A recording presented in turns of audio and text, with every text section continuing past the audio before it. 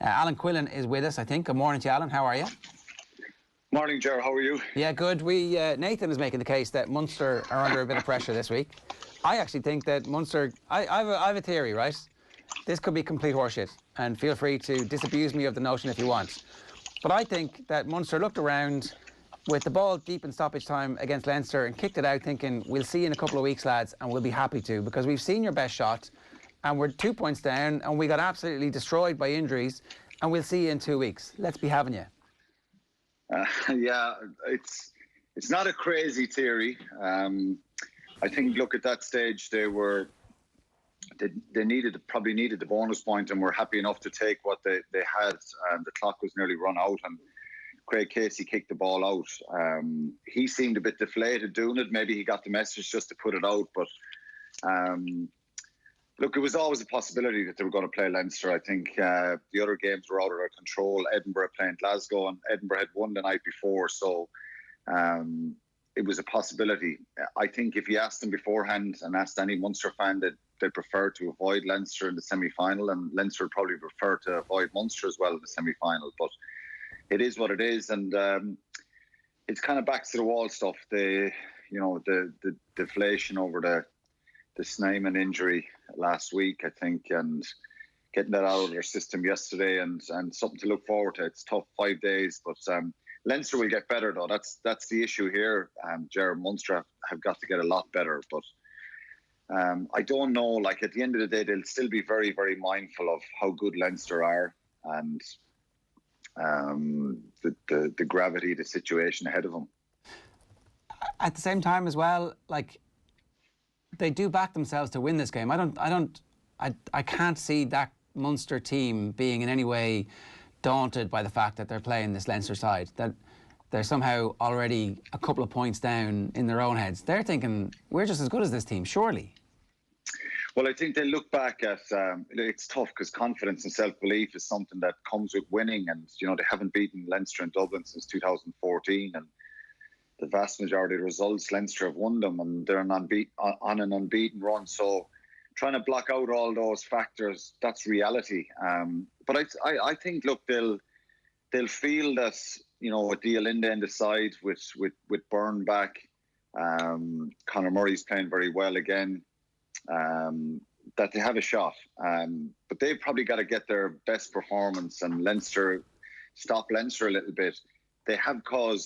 They did cause issues from Leinster at the breakdown and for Connacht yesterday, so that's an area that they seem to be very competitive in. And if they stop Leinster's flow a little bit, you look back at that match a couple of weeks ago. Leinster had more possession, more territory, and they just they created opportunities, but still a little bit off having that killer instinct that Leinster have, and that standard of taking opportunities when you get one line break, you score the try.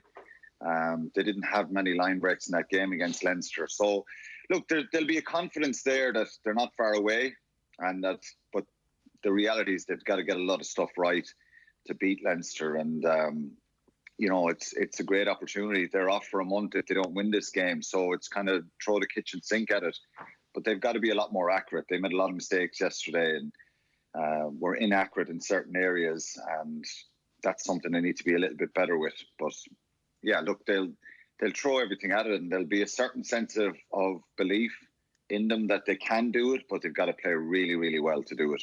They killed Leinster in the line-out as well. That was the other kind of aspect of it, that the set piece that traditionally Leinster had down, because obviously they've had Devin Toner there for so long. Even when Toner came on, Munster were still dominant at that. So I just felt like there were enough questions in that Munster posed of Leinster for it not to be the one-way traffic that we've seen in these games, or have that automatic expectation. We kind of know what's going to happen in this game.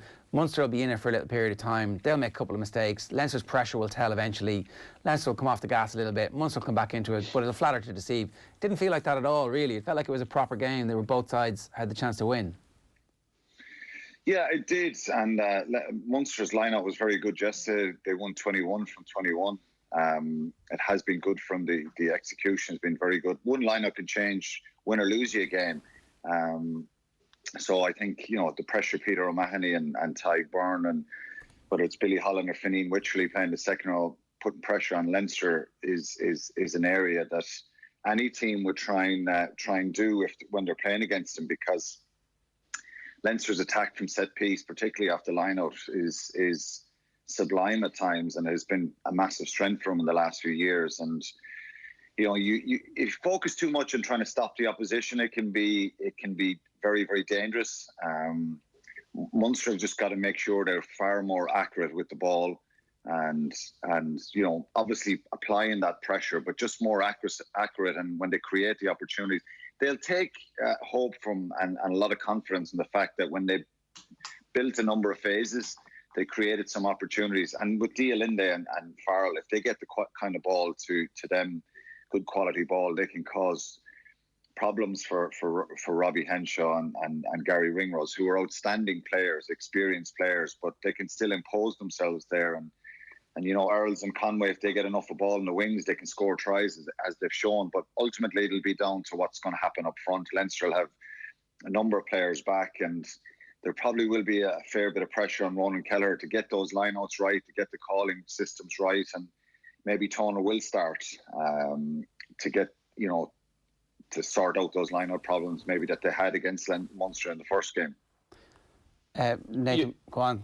Sorry, I was just going to say, you touched on one of the other issues Munster face on Friday night, Quinny, which is they've got 5 days, whereas Leinster will change their entire team, you would expect, pretty much, and have had 2 weeks. We're going to have a lot of these issues player welfare-wise over the next 18 months, you'd imagine, such as the cramped calendar. Did yesterday, do you think it took much out of Munster? It was obviously a strange sort of game in that it won quite early, it got quite dirty in some ways, but physically, do you think they'll be able to come back in 5 days and get to their peak? Yeah, I don't see it as a major problem. They've been off for nearly 5 months. So the players, you can't say that they're tired and that they're fatigued from a number of games. Of course, you'll have bangs and knocks and bruises after a game like that. And I know from experience myself, to go again 5 days later is tricky because you would be sore from it. The most important thing for them is the mental approach this week. They won't do anything too physical. They'll walk through some plays and try and do some team stuff together, just jogging through it. There'll be no contact and stuff. And no, I don't think. I think the biggest problem with fatigue is mental fatigue. Sometimes it can work in your favour where you get that bit of a battle-hardened game, and that you get that little bit of more energy, and you get that little bit more fitness you can take from that game. So, listen, if Leinster start great on Friday night and are up a number of scores in the first half, inevitably everybody will say, well, Munster are tired, Leinster are fresh. So Munster have just got to try and make sure that they start the game well, and that notion doesn't come into the game and they start asking questions of Leinster. But Leinster are so good. There's so much experience, and the biggest strength in the last number of years is the composure and the patience that Leinster have. They don't panic if someone gets a score. They back themselves to go up the field, and if they concede and fix that situation and get a score themselves. They scored the right time in games. But it's the mental thing for Munster really this week. I think that game was it's probably one you just throw in the bin really, because I think it went pretty crazy when the Connacht players were sent off. The ill discipline from both sides in the end. There was 36 penalties. It was crazy. 22 penalties in the first half. Connacht probably set the tone with their poor discipline at the start of the game, and then the cards ruined that game. So you would have expected, would Leinster scored 70 points against Connacht yesterday? Probably. Munster still finding their feet a little bit and gelling a little bit, but I think Stephen Larkham will certainly look at trying to get as much quality ball to his back line on Friday night, and that's where they can probably ask the questions. The other key area is probably the back row. Stander, O'Mahony, and who'll play 7? Well, it'll be Tommy O'Donnell, Clote, Jack O'Donoghue, who knows, but they're really crucial. I think Stander's been fantastic in both games, and he's forced a number of turnovers. So Leinster will have seen all that, and you know, as I said, they're such a quality side. The narrative that you said, Ger, is probably the one that will play out. It's up to Munster themselves to try and change that. The other big debate in Irish rugby over the last 5 years has really been the strength and depth at Leinster, and how, you know, they really need to start diffusing their talent into the other provinces. They've done that, and still they're what you would really paint as their second choice team were absolutely brilliant. Like over the course of the 80 minutes, there's all of the hallmarks of the incredibly well coached team that is their first team still in evidence in everything that the second tier team is doing. And very quickly, some of those players in that second tier team are going to be bursting into the first team. Yeah, and I think you said it, very well coached. There's a template there and there's a standard there that the second string players come up and they adhere to, they implement, and there's a massive hunger and desire, and that's great for any coach to have, where you have young players coming into a side trying to prove a point.